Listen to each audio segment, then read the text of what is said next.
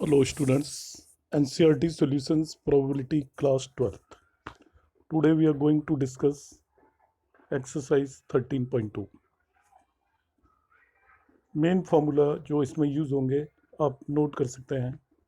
P A intersection B is equal to P A into P B if A and B are independent events. P A union B is equal to P A plus P B minus P A intersection B. If A and B are independent events, mutually exclusive event, then PA union B is equal to PA plus PB. PA but not B. PA minus B या उसको PA intersection B complement बोलते हैं, वो होगा PA minus PA intersection B. एक और formula आएगा neither A nor B. P A complement intersection B complement बोलते हैं. ये हो जाएगा 1 minus P A union B. 1 minus P A union B. Neither A and A fails and B fails. A fails and B fails, that is also neither A nor B. तो ये सभी फॉर्मूले आपको आप नोट कर लीजिए और इन्हीं फॉर्मूलों पर बेस्ड हम पूरी एक्सरसाइज को कंप्लीट करेंगे.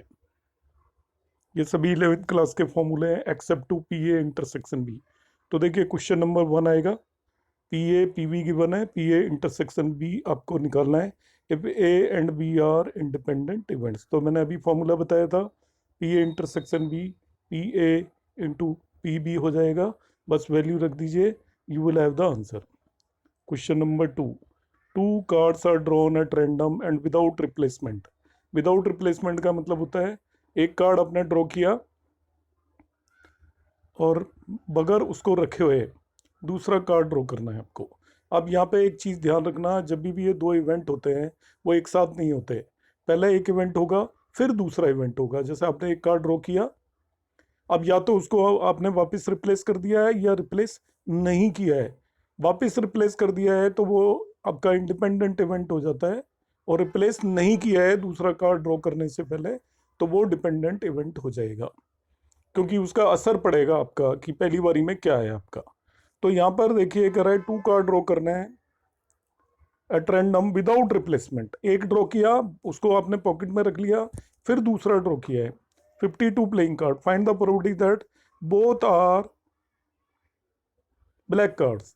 तो देखिए पहली बारी में ब्लैक कार्ड की प्रोबेबिलिटी होगी 26/52 और दूसरी बारी में होगी 25/51, क्योंकि एक ब्लैक कार्ड आप पहले ही निकाल चुके हो. तो ब्लैक कार्ड रह गए 25 और टोटल कार्ड रह गए केवल 51. तो इसकी ओवरऑल प्रोबेबिलिटी हो जाएगी 26/52 इंटू 25/51. आप इसे कैलकुलेट कर सकते हैं. थर्ड क्वेश्चन है, box of oranges is inspected by examining 3 randomly selected oranges drawn without replacement. मतलब एक बॉक्स के अंदर ऑरेंजेस रखे हुए हैं, एक एक करके आपने 3 ऑरेंजेस को निकाला है बगैर रिप्लेसमेंट के. मतलब पहला एक ऑरेंज निकाला, दूसरा एक निकाला, फिर तीसरा एक निकाला. अब ये कह रहा है कि वो आपका 15 टोटल ऑरेंजेस हैं बॉक्स के अंदर, 12 गुड वन है और 3 बैड वन है. तो 12 अच्छे ऑरेंजेस हैं, 3 बैड ऑरेंजेस हैं. आपका वो जो भी कंसाइनमेंट है वो पास होगा, उसे माना जाएगा ठीक, अप्रूव कर देंगे उसको फॉर सेल, यदि वो तीनों ऑरेंजेस जो आपने निकाले हैं वो गुड वन हो, अच्छे हो, ऑल 3 आर गुड वन. तो सिंपल क्वेश्चन है, पहला ऑरेंज भी गुड होना चाहिए, दूसरा भी और तीसरा भी. तो फर्स्ट ऑरेंज के गुड होने की प्रोबेबिलिटी होगी 12/15, क्योंकि गुड ऑरेंजेस 12 है, टोटल ऑरेंजेस 15 है, तो 12/15 हो गई. दूसरे के गुड होने की प्रोबेबिलिटी अब रह जाएगी 11/14, क्योंकि एक गुड ऑरेंज पहले ही निकाल चुके हो और टोटल ऑरेंज भी 1 से लेस हो गया, तो इसकी होगी 11/14. तीसरे ऑरेंज के गुड होने की प्रोबेबिलिटी अब हो जाएगी 10/13, क्योंकि 2 गुड ऑरेंजेस पहले ही निकल चुके हैं और टोटल ऑरेंजेस भी अब 13 ही बचे हैं, क्योंकि 2 ऑरेंज हम पहले निकाल चुके हैं. तो ओवरऑल प्रोबेबिलिटी निकालने के लिए इन तीनों को मल्टीप्लाई कर देंगे, P A into P B into P C, because these are dependent event है होने को हमने प्रोबेबिलिटी निकाली. इन तीनों को मल्टीप्लाई कर दीजिए, that will be the overall probability of this. Question number 4 है, A fair coin and an unbiased dice are tossed. तो सैंपल स्पेस बना लीजिए। कॉइन को टॉस किया, हेड आ गया, तो अनबायस्ड डाइस को टॉस करने पे 1 2 3 4 5 6 कुछ भी आ सकता है। तो H1 से लेके H6 तक 6 एलिमेंट आ जाएंगे। इसी तरीके से आप टेल भी आ सकता है कॉइन को टॉस करने पर। तो टेल आ गया, तो T1 से लेके T6 तक ये आपके एलिमेंट आ जाएंगे। तो सैंपल स्पेस में टोटल 12 एलिमेंट्स आ गए। अब यहाँ पे दो इवेंट बता रखे हैं। ए इवेंट है head appear on the coin, तो ए इवेंट के अंदर ये पहले 6 एलिमेंट आ जाएंगे। Head appear on coin means H1 से लेकर H6 तक। बी इवेंट है 3 ऑन द डाई, तो 3 जिस भी केस में डाई पे आ रहा है वो बी ले लीजिए। तो H3 एंड T3 दो एलिमेंट आएंगे केवल बी के अंदर। अब हेड अपीयर एक ही प्रोबेबिलिटी हो जाएगी, इसके अंदर 6 एलिमेंट है, सैंपल स्पेस में 12 है, तो इसकी प्रोबेबिलिटी होगी 6/12। 3 ऑन डाई, इसकी प्रोबेबिलिटी आपकी 2/12 हो जाएगी, क्योंकि आउट ऑफ दिस 12 केसेस दो केसेस फेवरेबल है, 1/6 हो गया। अब कह रहा है show that these two are independent और नॉट। तो आप सबसे पहले पी इंटरसेक्शन बी भी निकाल लीजिए। इसका और इसका इंटरसेक्शन निकालेंगे तो H3 एक ही एलिमेंट आएगा। तो पी इंटरसेक्शन बी की प्रोबेबिलिटी होगी आपकी 1/12। अब आपके पास पी इंटरसेक्शन बी भी है, पी ए भी है, पी बी भी अवेलेबल है। तो P A into P B निकालिए। यदि वो पी ए इंटरसेक्शन बी के इक्वल आ जाता है तो हम कह देंगे कि ये इंडिपेंडेंट इवेंट है। इस केस में पी ए 1/2 है, पी बी 1/6 है, दोनों का प्रोडक्ट आया 1/12, और पी ए इंटरसेक्शन बी भी 1/12 है। It means these are independent event. Next question पे आते हैं 5 पर। A dice mark with 1 2 3 in red, मतलब डाइस पे 1 2 3 रेड से मार्क है और 4 5 6 ग्रीन से मार्क है। Let A be the event, the number is even. तो ए के अंदर एलिमेंट आएंगे 2 4 6, and B be the event number is red, तो उसके अंदर एलिमेंट आएंगे 1 3 2 3। ए और बी इंडिपेंडेंट इवेंट चेक करना है तो हम पी ए निकालेंगे, पी बी निकालेंगे, पी ए इंटरसेक्शन बी निकालेंगे। P A intersection B equal to P A into P B हो जाएगा, तो इंडिपेंडेंट हो जाएंगे। अब देखिए सैंपल स्पेस में 6 एलिमेंट आए, ए नंबर इज इवन, इसके अंदर ये 3 एलिमेंट आए, इसकी प्रोबेबिलिटी होगी आपकी 3/6। Be the number is red, तो 1 2 3 रेड है, तो इसकी भी प्रोबेबिलिटी आपकी 3/6 होगी। अब पी ए इंटरसेक्शन बी निकालिए, इसका और इसका intersection, there will be only 1 element, it is 2। तो पी ए इंटरसेक्शन बी की प्रोबेबिलिटी आपकी 1/6 हो गई, क्योंकि ए इंटरसेक्शन बी में एक एलिमेंट है और सैंपल स्पेस में 6 है, तो इसकी प्रोबेबिलिटी 1/6 हो गई। अब आप चेक कर लीजिए P A into P B कितना आ रहा है हमारा, ये आ रहा है 1/4। पी ए भी 1/2 है, पी बी भी 1/2 है, तो इनका प्रोडक्ट आ रहा है 1/4। मगर पी ए इंटरसेक्शन बी 1/6 है, इसलिए इक्वल नहीं है ये। So events are not independent. Question number 6 पे आ जाता हूँ मैं। E and F are event, P given है, पी एफ गिवन है, पी इंटरसेक्शन एफ गिवन है, are E and F are independent, तो इसमें कुछ करना ही नहीं है, P E into P F निकाल लेंगे हम। वो आपका आ गया 9/50, वो पी इंटरसेक्शन एफ के इक्वल नहीं है, इसलिए इवेंट इंडिपेंडेंट नहीं है। क्वेश्चन नंबर 7 है, पी ए इंटरसेक्शन बी दिया हुआ है, पी बी निकालना है, पी बी निकालना है, उसे स्मॉल पी से रिप्रेजेंट कर रहा है। If they are mutually exclusive and independent, तो म्यूचुअली एक्सक्लूसिव में तो बात करेंगे, इफ दोनों म्यूचुअली एक्सक्लूसिव इंडिपेंडेंट हो, तो इंडिपेंडेंट के केस में आप सबसे पहले निकाल लीजिए। इंडिपेंडेंट में P A intersection B is equal to P A into P B होगा। तो पी ए हाफ है, P B P A, half P equal to 3/5 आ गया। इंडिपेंडेंट के केस में हाफ पी इक्वल टू 3/5 आ जाएगा आपका। Half P is equal to 3/5, उससे हम कैलकुलेट कर लेंगे पी की वैल्यू। तो पी की वैल्यू हमें ऑब्टेन हो जाएगी इंडिपेंडेंट इवेंट के केस में। Half P is equal to 3/5 आया, तो पी की वैल्यू इंडिपेंडेंट इवेंट के केस में हम कैलकुलेट कर लेंगे, दैट वुड बी 3/10। दूसरी केस हमें करना है एक्सक्लूसिव इवेंट के केस में। अब आपको पता चल गया है ऑलरेडी, पी बी की वैल्यू आपने कैलकुलेट कर लिया है, because P A into P B is equal to P A intersection B था। पी बी की वैल्यू आप पहले ही कैलकुलेट कर चुके हो। तो म्यूचुअली एक्सक्लूसिव इवेंट के केस में P A union B is equal to P A plus P B होता है। तो इसमें आप पी ए यूनियन बी की वैल्यू आप रख दीजिए, पी ए की वैल्यू रख दीजिए, पी बी को पी रख दीजिए, उससे हम पी की वैल्यू फाइंड आउट कर लेंगे। तो वही फॉर्मूला आपको यूज करना है। इंडिपेंडेंट इवेंट के केस में P A into P B, P A intersection B लोगे, उसमें आपको उसकी हेल्प से आप कैलकुलेट कर लोगे पी बी की वैल्यू। और आपका म्यूचुअली एक्सक्लूसिव के केस में P A union B is equal to P A plus P B लेंगे और उसको यूज करके हम वैल्यू कैलकुलेट कर लेंगे। क्वेश्चन नंबर 8 में सारे फॉर्मूले आने जो मैंने स्टार्टिंग में डिस्कस किए थे। ए एंड बी इंडिपेंडेंट है, पी ए और पी बी दे रखा है, पी ए इंटरसेक्शन बी निकालना है तो वो P A into P B हो जाएगा सीधा ही। पी ए यूनियन बी निकालना है तो पी ए यूनियन बी में पी ए भी यूज होगा और पी बी भी यूज होगा, और जो आपने पी ए इंटरसेक्शन बी निकाला है वो भी यूज होगा। Because P A union B is P A plus P B minus P A intersection B, तीनों वैल्यूज हैं, आप पुट कर दीजिए, आपके पास वैल्यू आ जाएगी।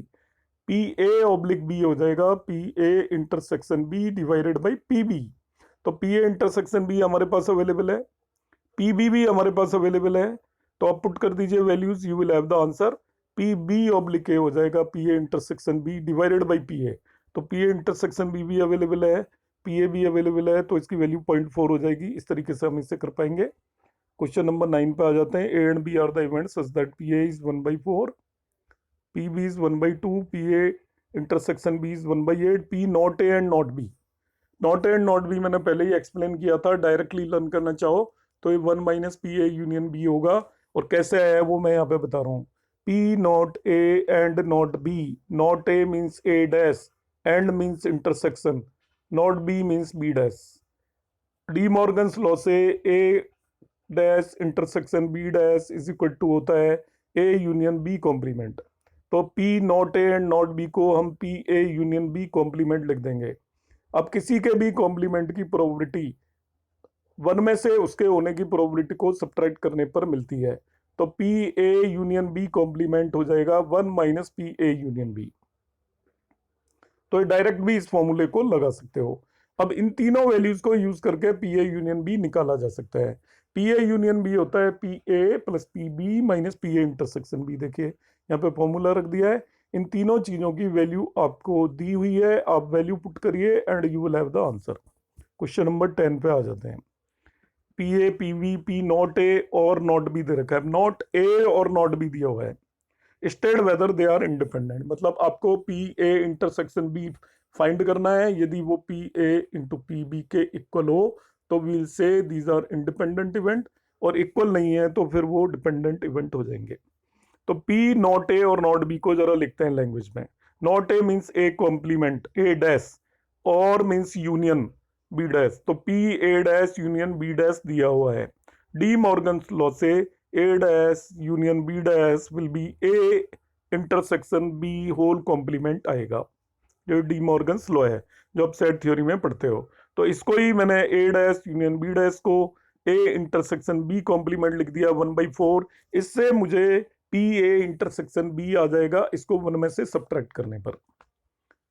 किसी भी इवेंट का कॉम्प्लीमेंट और वो इवेंट दोनों की प्रोबेबिलिटी का सम 1 होता है। तो कॉम्प्लीमेंट की प्रोबेबिलिटी आपको पता है ए इंटरसेक्शन बी कॉम्प्लीमेंट की, और पी ए इंटरसेक्शन बी की प्रोबेबिलिटी निकालनी है तो इसको 1 में से सब्ट्रैक्ट कर देंगे। तो 1 में से सब्ट्रैक्ट करने पर मुझे पी ए इंटरसेक्शन बी की प्रोबेबिलिटी 3/4 आ गई।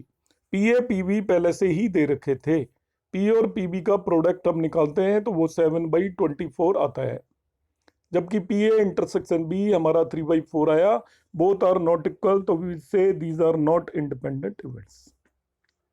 Question number 11, given two independent event A and B, P A and B निकालना है। तो एंड का मतलब होता है intersection, P A intersection B independent event के केस में P A into P B होता है, तो सीधा पी ए और पी बी को मल्टीप्लाई कर दीजिए।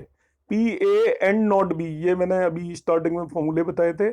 इसको पी ए नॉट बी का मतलब होता है P A intersection B complement, और इसका फॉर्मूला होता है P A minus P A intersection B.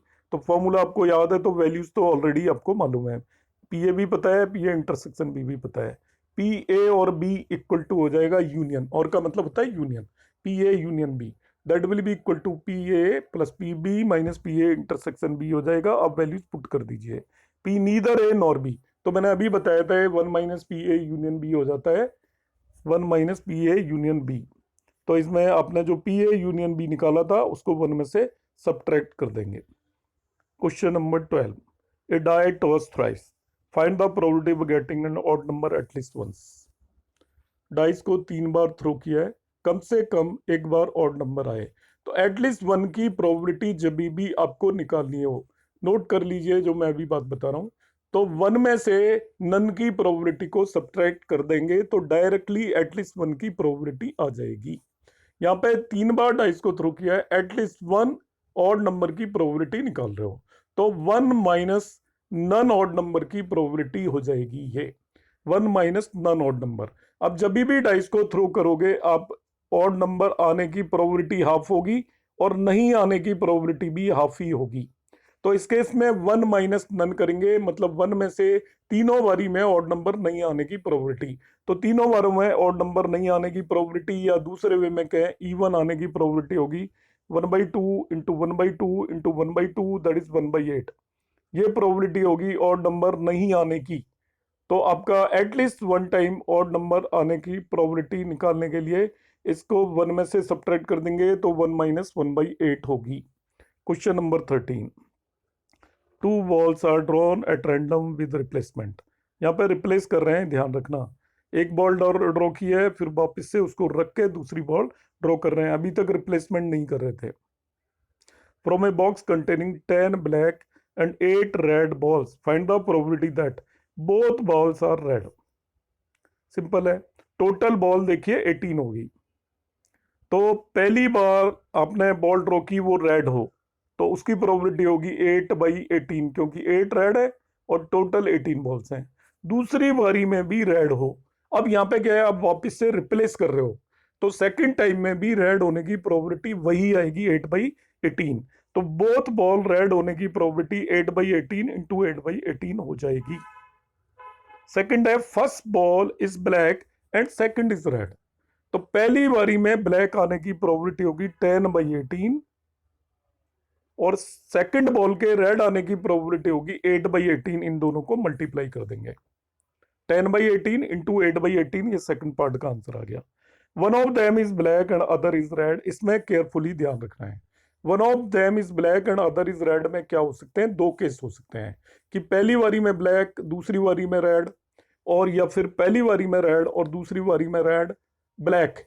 तो इन दोनों केसेस को यहाँ पर हमें ऐड करना पड़ेगा। तो इस क्वेश्चन को हमें थर्ड पार्ट को इसको इस तरीके से कर रहे हैं, probability of getting first ball as red and the it is replaced and second ball as black. तो 8/18 इंटू 5/9 हो गया, तो ये दोनों को मल्टीप्लाई कर दीजिए, ये 20/81 हो गया। दूसरा केस फिर से इससे अपोजिट आ जाएगा कि पहली बॉल आपकी रेड आई और दूसरी ब्लैक आई, उसकी भी प्रोबेबिलिटी बाय द वे 20/81 ही आएगी। इन दोनों का ऑर्डर बदल जाएगा बस, फर्स्ट वन ब्लैक होगी तो 5/9, सेकंड वन रेड होगी तो भी उसकी प्रोबेबिलिटी 4/9 आएगी। तो इन दोनों केसेस को हम ऐड कर देंगे, तो या आपका जो पहली बारी में जो केस है उसको हम 2 से मल्टीप्लाई कर दें, तभी भी यही आंसर आ जाएगा 20/81। इसमें दो केसेस हैं कि आपका पहली बारी में ब्लैक दूसरी बारी में रेड, उसकी प्रोबेबिलिटी ये आई।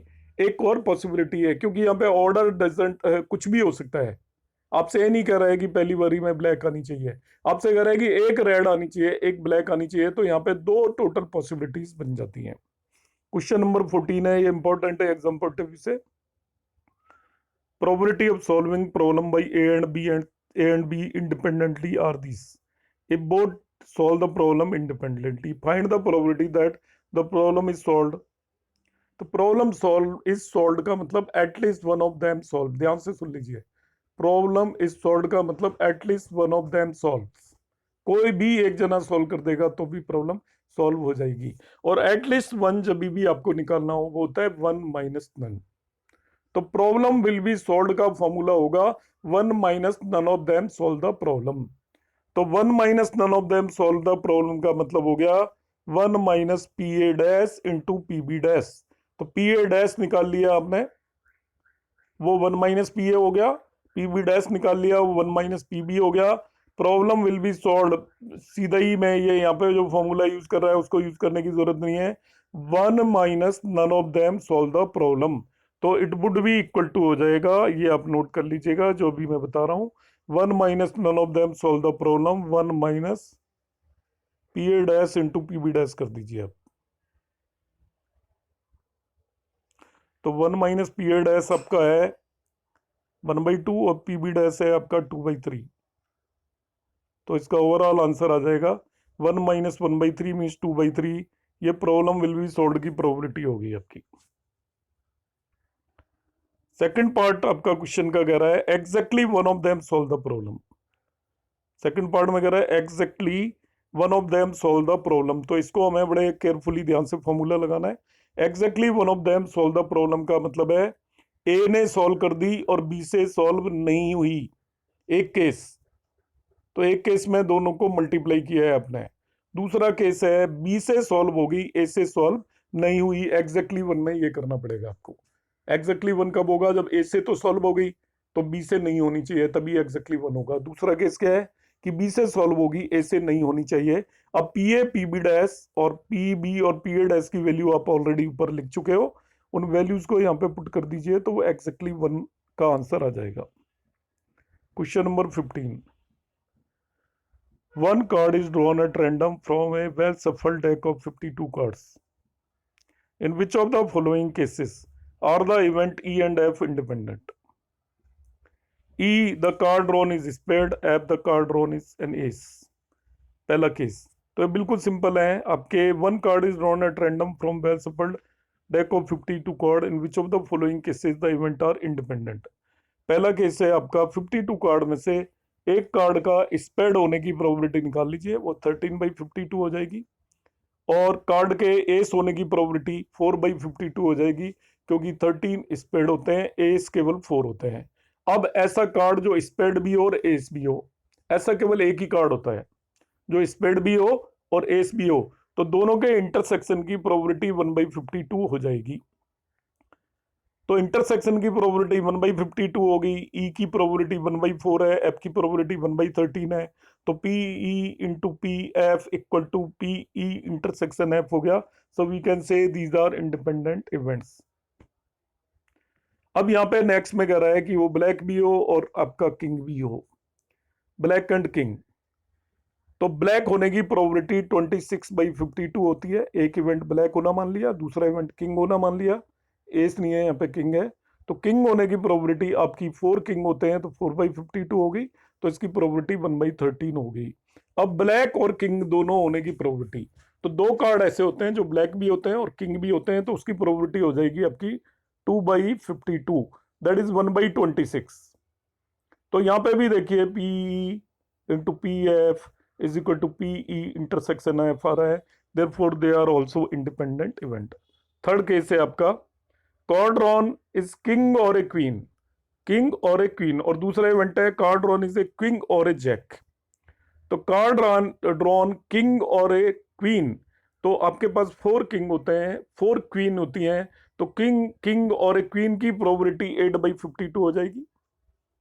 Card drawn is a queen और ए जैक, तो अगेन 4 क्वीन एंड 4 जैक, तो इसकी प्रोबेबिलिटी भी 8/52 हो जाएगी, दैट इज 2/13। अब इन दोनों का इंटरसेक्शन 4 कार्ड ड्रॉ करनी है आपको।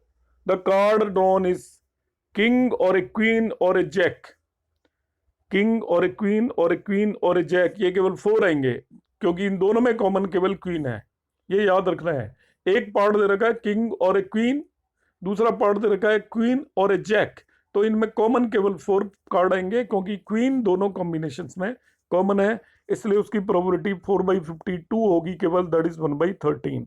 तो यहाँ पे आप पी और पी एफ को मल्टीप्लाई करते हैं तो वो आपका 4/169 आ रहा है, और जबकि आपका इनका इंटरसेक्शन 1/13 आ रहा है। It mean these are not independent events. Question number 16।